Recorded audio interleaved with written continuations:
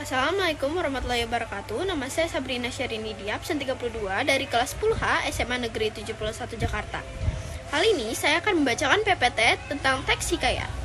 Nah, pengertian dari teks hikayat adalah sastra lama berbentuk prosa naratif atau cerita yang berisi kisah tentang tokoh-tokoh luar biasa dan seringkali bersifat khayalan atau fiktif dan mengandung nilai moral, agama, serta budaya.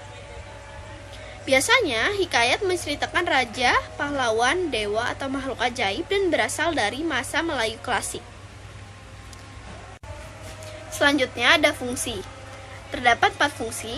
Yang pertama sebagai hiburan bagi pembaca atau pendengar. Yang kedua sebagai sarana pendidikan karena mengandung nilai moral dan budi pekerti. Yang ketiga sebagai cerminan budaya dan kehidupan masyarakat masa lalu. Yang keempat sebagai media untuk menanam nilai-nilai agama dan kepahlawanan. Selanjutnya ada ciri-ciri. Yang pertama menggunakan bahasa Melayu klasik.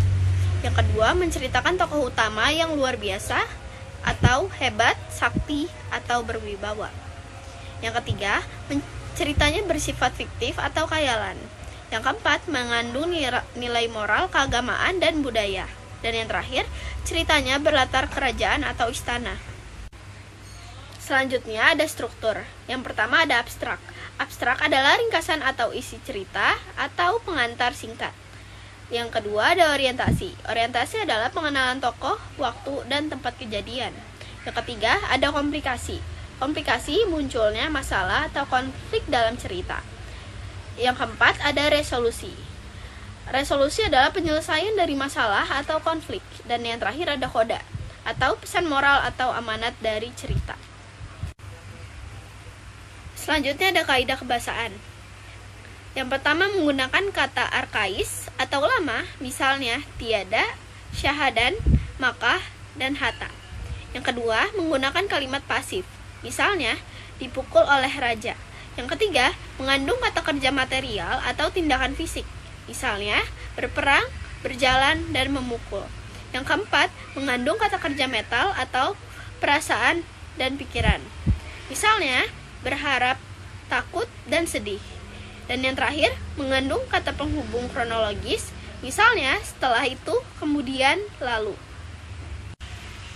Selanjutnya, terdapat unsur-unsur dari teks hikayat. Yang pertama, unsur intrinsik. Terdapat tema atau ide pokok cerita, misalnya kesetiaan, kejujuran, atau keberanian. Yang kedua, tokoh dan penokohan. Tokoh dan penokohan adalah pelaku cerita dan sifatnya.